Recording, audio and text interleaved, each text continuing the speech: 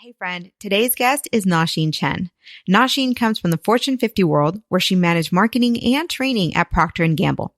She took several twists and turns in her career, exploring filmmaking and improv and startup bootstrapping to $1 million in revenue. Now she's found her true purpose and calling in life, which is sharing her passion for speaking in public and teaching others to impress and make an impact when they speak. Nausheen has helped over 80 leaders in 6 countries speak confidently on stage and on camera. And today, she's about to give you expert insights on how communications can change your career and your life. We'll talk about the difference between a mediocre speaker and an excellent speaker. We'll also share what are the 2 components that make up a powerhouse speaker, and you'll get a 1-minute tip that will drastically improve your communication skills. Let's go ahead and get started with today's episode. Let's just start at the very beginning. Oftentimes we hear of folks when they already have a platform or they've been speaking for a long time, but very, very seldom do we begin amazing speakers. And so start us at the very beginning and tell us a little about yourself. Sure. So you know that annoying kid who always gets up on stage in front of the whole family and starts reciting the most boring poem ever? I used to be that annoying kid. I have been in love with speaking in front of people ever since I can remember, but absolutely does not mean I was good at it from the beginning. I've just been in love with that idea since I was a little kid. It just took me a very long time to figure out that this is what I'm meant to be doing in life as a calling. I started off in a very vanilla, boring corporate way. I was at Procter Gamble for 5 years doing marketing and PR. So definitely got a start in communications. I actually also ended up becoming one of the youngest communication skills trainers while I was there. But no light bulbs went off. I absolutely did not think like, oh, this could be something I could do in life. No, marketing and PR. And the training was on the side. But speaking at events, at coffee shops, at pretty much any stage I could find has been this common thread in my life. After P&G, I got into many different things: improv, stand-up comedy, filmmaking. I was a filmmaker for 7 years. It was never on the cards. It was never my dream. I just meandered into it and realized that the only part of filmmaking that resonated with me was working with my on-screen talent, whether it was, the actors or CEOs who were speaking on camera for the first time. That was my absolute favorite part. I could not care less about the commercial we were making, about selling the actual product. I was like, I have to do this, but I really don't want to. But, I'm going to pump up these people to speak well and bring out their passion and bring out their energy. I still didn't realize that was something I was meant to do. So that's why I was a filmmaker for 7 years, so long. And it just happened last year. So it's pretty recent for me when I was having a conversation with my husband and I was really, really sad about where my career was going. I knew I didn't want to be a filmmaker anymore, but I didn't know what else to do. And he said, you love speaking. Why don't you try doing that for a living? And I said, no, you gotta be kidding me. Like, who's going to pay me to speak or who's going to pay me to help them speak? What? This is crazy talk.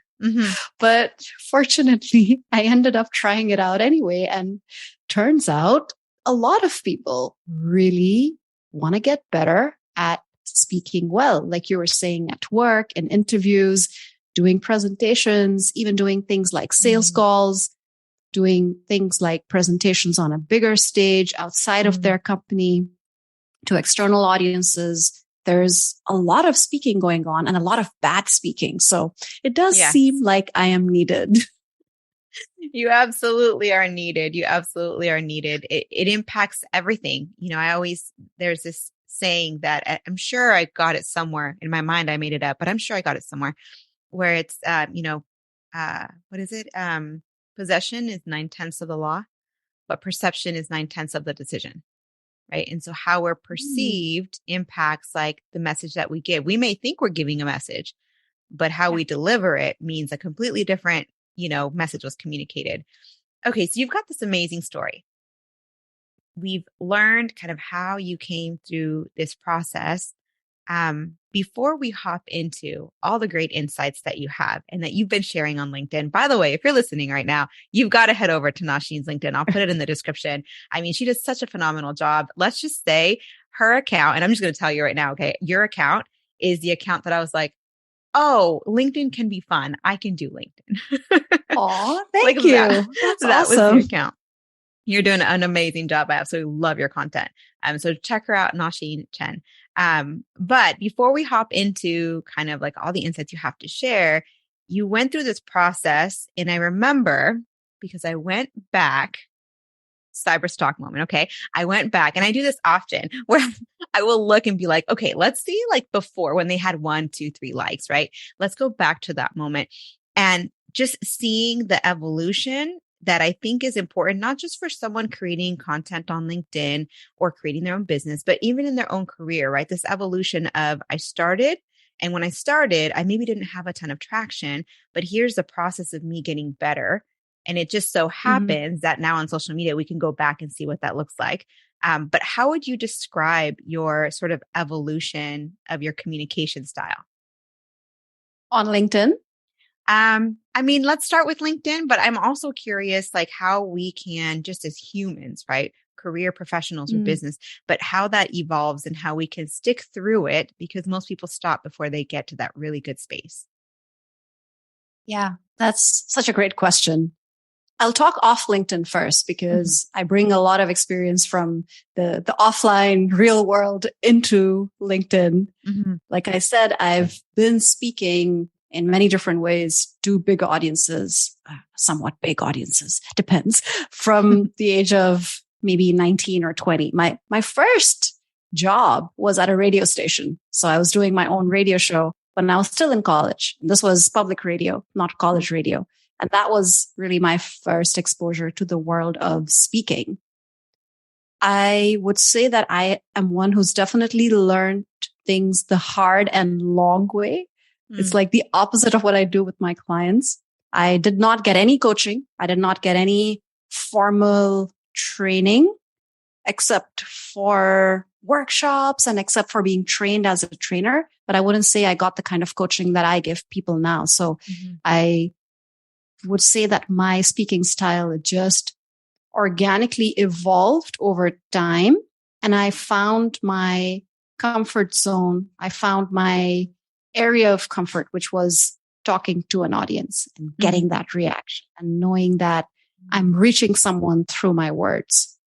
For me, one of the biggest things was being myself, really showing myself. So like I was telling you, I've done a lot of improv and comedy. So mhm, I'm used to performing and I like bringing that aspect into my work, not in the sense of being fake, but when I speak, I want you to feel like I'm putting on a little bit of a show for you. I'm entertaining you. I mhm, want you to feel like I'm here because of you.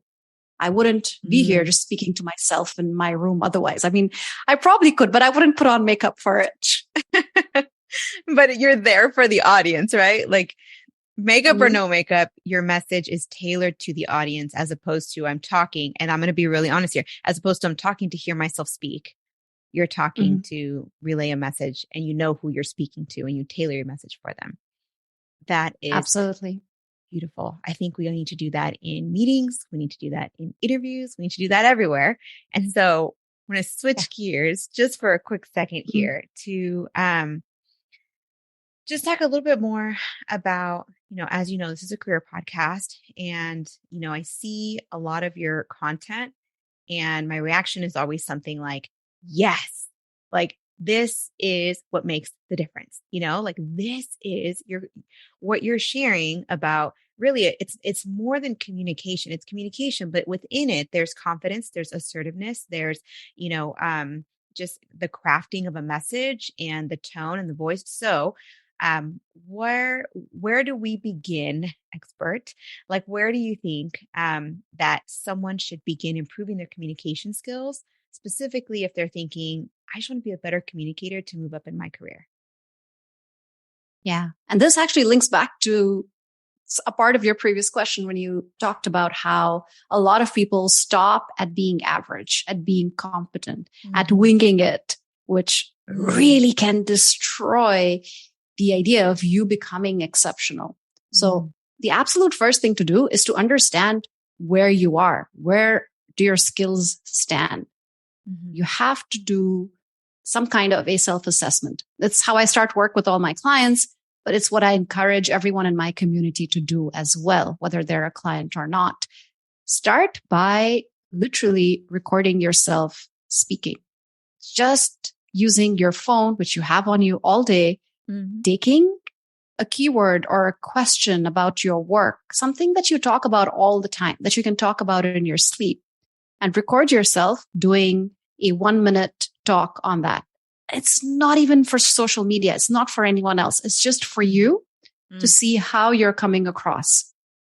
This is such a useful exercise because once you actually see yourself the way that others see you, you have so many light bulb moments. You realize, oh my God, I'm using all these filler words. Oh my God, I'm not even looking at the camera. What the heck am I doing with my hands? So this is pretty much how I learned.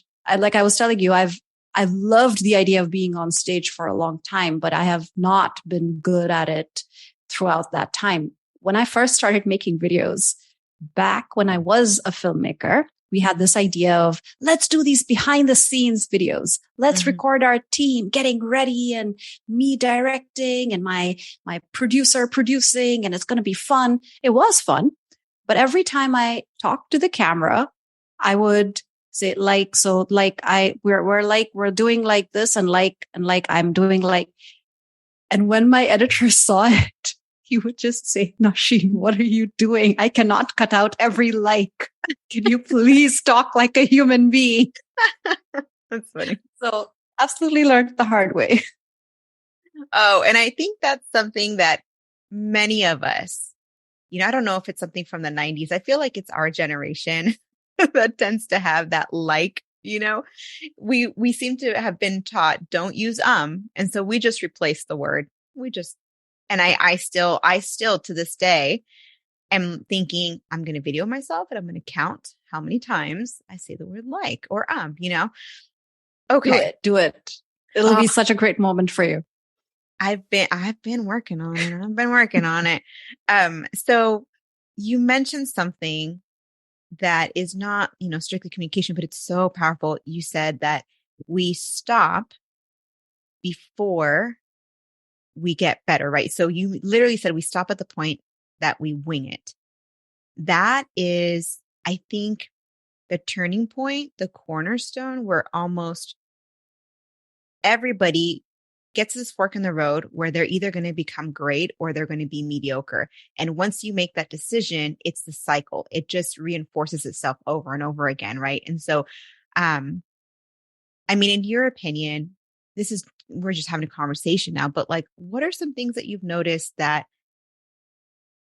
might pinpoint that moment? Like, how can someone say, I don't even know if I know the answer, but how can someone say, oh, this is the moment in which it's do or die. Like I'm going to go down the mediocre side or I'm going to decide that I'm going to become great at this. Usually when my clients come to me, they've gone through some kind of an almost traumatic experience. They've done a presentation that they thought would go well, but then they watched themselves back and they had that bad aha moment where they thought, wow, I thought I did better than that. What? That's what I sound like? What? I didn't even complete that sentence. Or they've had an even worse moment where they've been winging it. And somehow, because they don't have a process, they don't have something they can rely on, they have one experience where they're just not able to wing it. They go blank. They freeze. So they know in the moment, this is not going well. And I've had clients who've literally had to run off the stage. I've had clients who've had to end their talks early, or I've had clients who do an entire podcast and then they contact the podcast host and tell them, please, could you not upload that episode because I can't get myself to see myself out there that way. So it does stem from trauma, unfortunately, which can be a springing board for you actually working on those skills finally. Oh, absolutely. There's these negative situations that we think are negative and end in negativity, but it's really our response that decides if that's going to be a positive or a negative thing. And so I'm glad that you brought that up. So you've trained a lot of speakers and you've spoken in a lot of avenues, and you're both seasoned in your own experience, but also seeing what maybe trips up other people, especially folks that are higher up, people that are confident in what they do and they just need the ability to communicate that. And so for those situations where you're helping someone who is, very accomplished, what do you think are the barriers? Because I feel like, and I could be wrong, so correct me if I'm wrong, but I feel like when we're just beginning and we're not quite internally confident, it is much harder to develop positive speaking, like, strong speaking skills. But when we're really confident in what we do, our message tends to just come out of our natural experience, but there's still training that needs to be had to be an effective communicator. So with those folks that are more accomplished, what do you see as, what do they need to work on? You're very close to how I approach the work. There's an inner level and there's an outer level. Mm-hmm. So I always start with, where is this person internally? What kind of confidence do they have? Do they have an imposter syndrome? Mm-hmm. What is it that they feel is blocking them from being their most articulate self, their most confident self? I do this exercise, like I was telling you, where I have people do a self-assessment before we start work. And one of the questions on the self-assessment is, what would you ideally love to be known as? And I give people a list of adjectives, confident, energetic, positive, aggressive. I give them a whole bunch. And very, very often, the three most commonly picked adjectives are confident, articulate, and I think the third one is, the third one varies, but more often than not, it could be authoritative or it could be authentic. So confident, authentic, articulate. And then I ask them, where do you think you are right now in your confidence, in your authenticity, and in your articulation?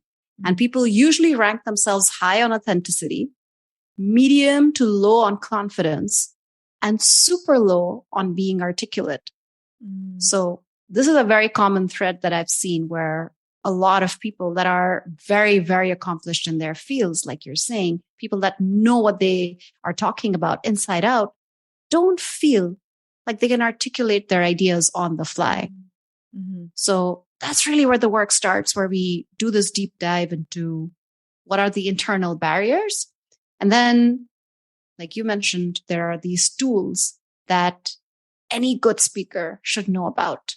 Your energy, your voice modulation, your body language, your expressions, all the tools of the trade, the tips and tricks of the trade that everyone should know about. But the two have a very intrinsic relationship, the inner confidence and then the outer tools. If you have the tools without the inner confidence, then the performance can feel soulless. But if you have the inner confidence without the tools, the performance can be inconsistent. Sometimes you might be all right. Sometimes you'll stumble through your words and not know the right thing to say because you don't have the right tools, even if you have the confidence. Okay. It's helpful to kind of break it up into those two pieces because, there are folks who are like, I'm naturally a good speaker. And they think that's all I need, right? And there's so much more than just that natural ability. And so we've talked about what, that fork in the road, mediocre versus a great speaker. But there's great speakers. And then there's like powerhouse speakers, when you know what I'm talking about, like that speaker that you walk away being like, that was life-changing, right? Is it really something that is a talent that you develop, that those who are gifted and talented develop that skill and then become powerhouse speakers?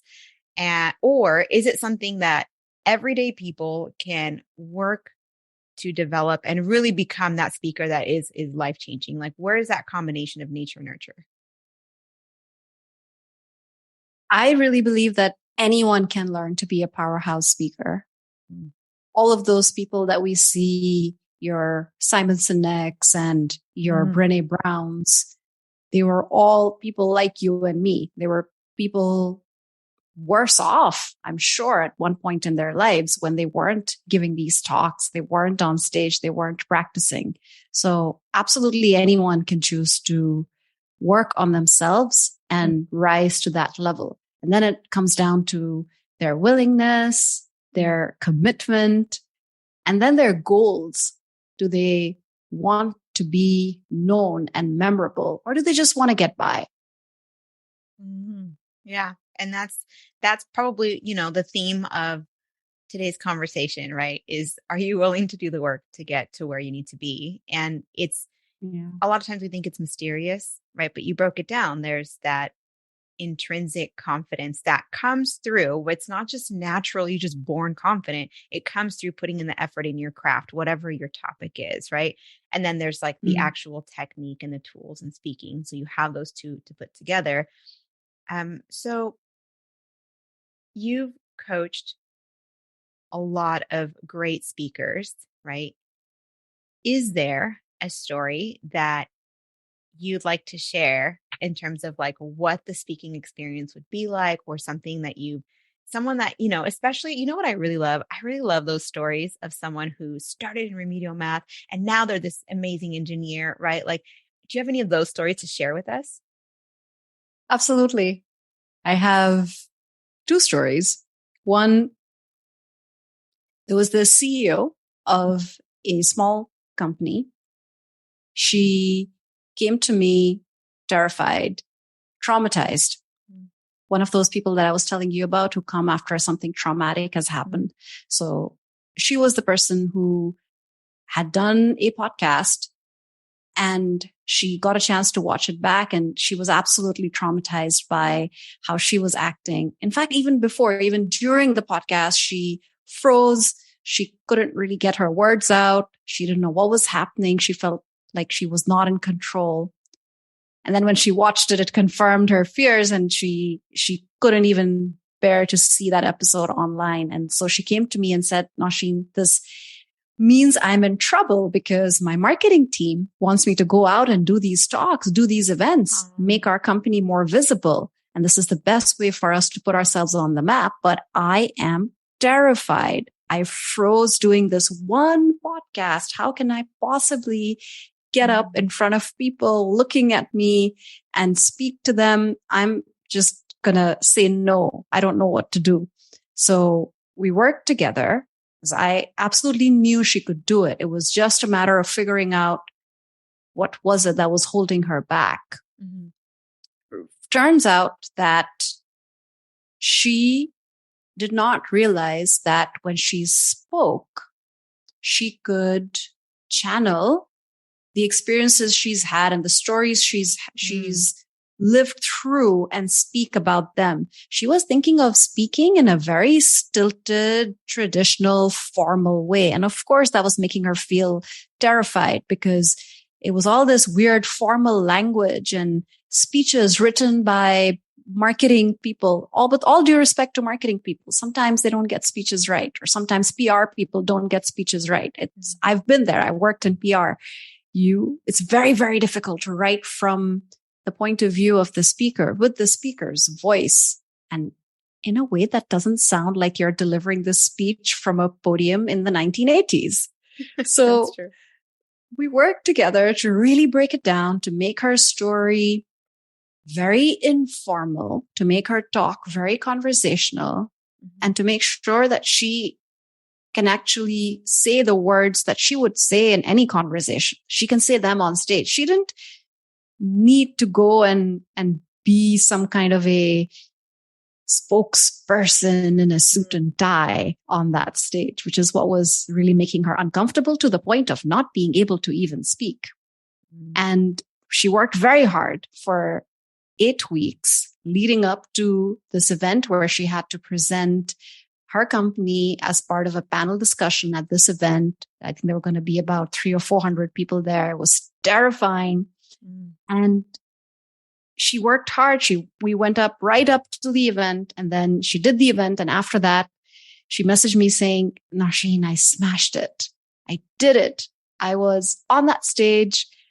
I had this rocky start, but as soon as I made my first joke and people laughed, I got this confidence. And then I just kept going and people responded so positively. And I realized I can do it. I can speak in front of people. And this switch had been flipped. This light bulb had gone off, and I was so proud of the work that she'd done. She really tackled that fear head on. And from that point, she's been speaking at events and representing her company. So that's really the kind of transformation that really humbles me when I see people go through that, because that's when you really realize that the barriers are just in their mind.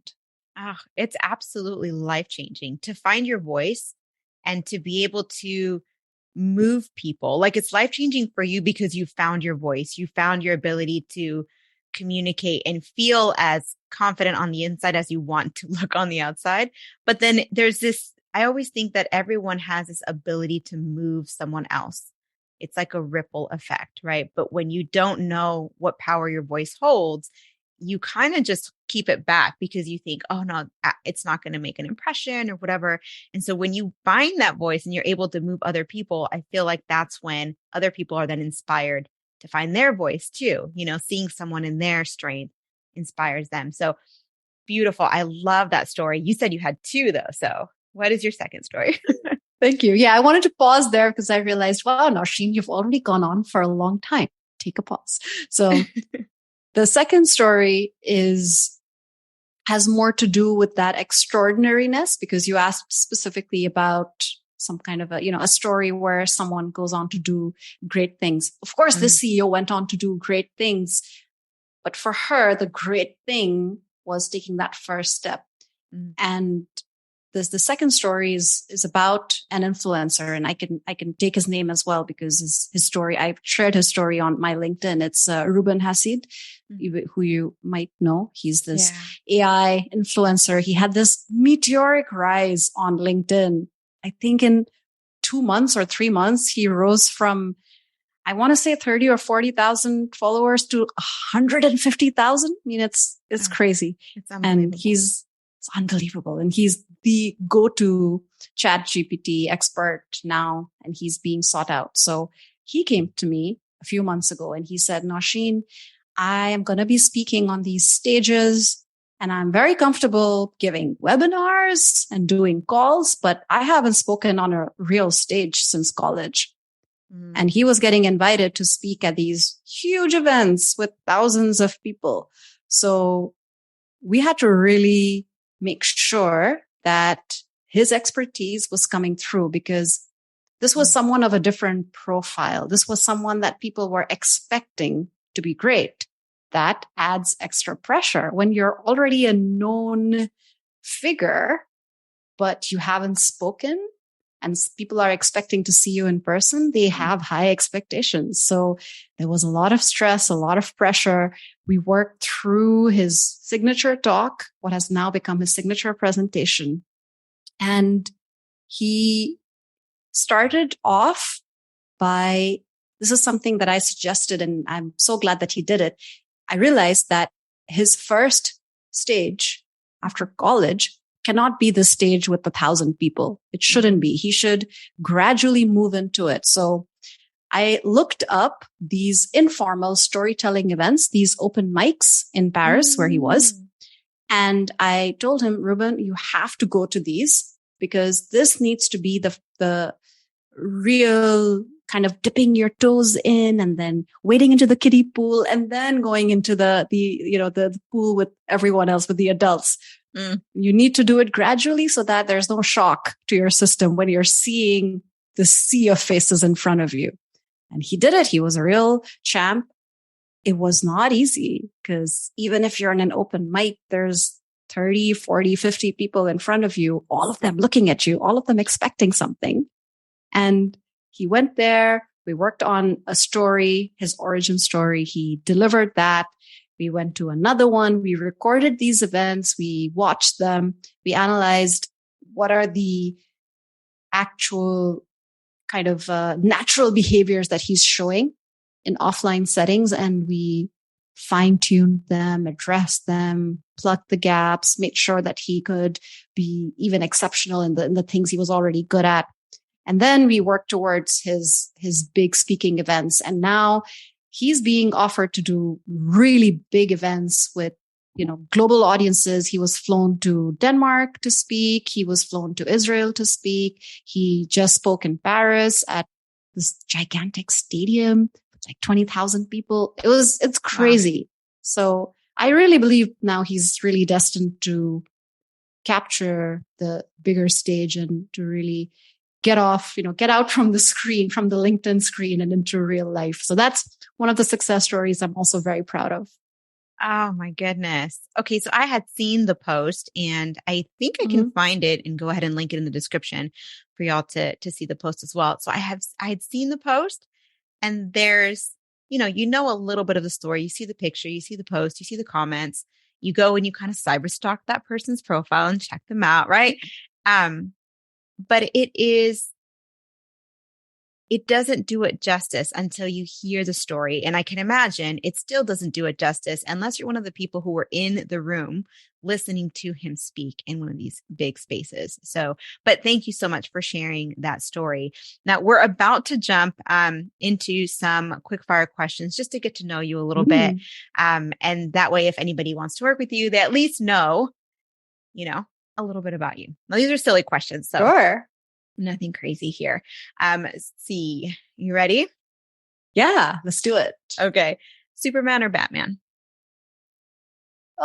Superman. Superman. Okay. Let's see. PJ bottoms or full attire? PJ bottoms. I'm not going to stand up right now. There you go. Better speakers, men or women? All genders. All genders. Okay, let's see. What else do we have here? Are you a cheesecake person or are you more of a cake person? Cheesecake all the way. Really? Okay. Breakfast for dinner or dinner for breakfast? Breakfast for dinner. I'm a huge breakfast person. Breakfast it is. Yes, breakfast for the win. I'm there too. Fall, winter, or spring? Or summer. Summer is not an option. I left summer out. Summer. Yeah, there it is. It's always got to be summer. Awesome. Are you an early riser or a late night owl? So I was a late night owl for most of my life till I hit my mid-30s. And now I'm an early riser. Like past Nausheen would be like, what's wrong with you? I mean, she would stay up till 3 a.m. No problem. And now like past midnight, I'm like, no, I need my pillow and my bed. Can I please go to sleep? I will follow wherever I am at 11 o'clock. That's it. I'm asleep.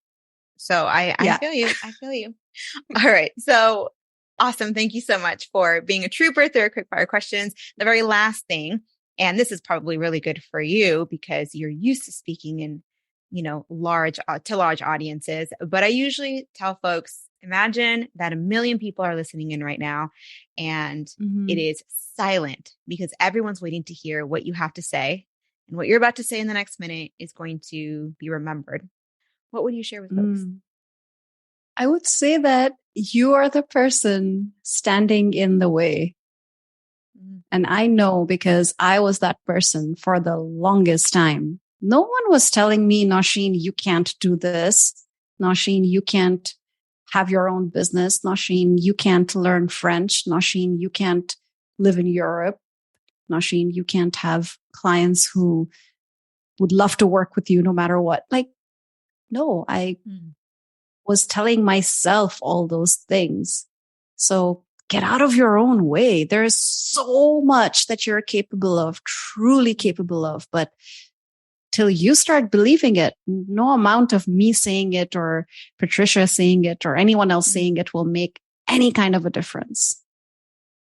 Oh, that was amazing. Thank you for sharing that. I think this last minute tends to be a very, a minute where everyone's like, "Woo, that was the most important thing," the most important thing out of the entire episode. But you shared so many insights. I doubt that's the case.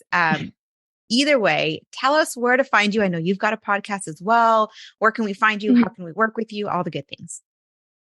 Thank you. I'm always on LinkedIn, as you said. So look me up, Nausheen Chen on LinkedIn. I'm the only one. And yeah, if you're interested, I do have a podcast. It's called Speak as a Leader. It's everywhere as well. And I am very, very responsive. This is something I don't tell a lot of people, but I accept a lot of requests, a lot of friend requests. So if you are interested, reach out to me. There's a very high likelihood that I will accept your request and we can have a conversation. Beautiful. All right. Well, thank you so much for joining us today. I really appreciate you taking the time out. Awesome. Thank you so much for having me, Patricia. This was awesome.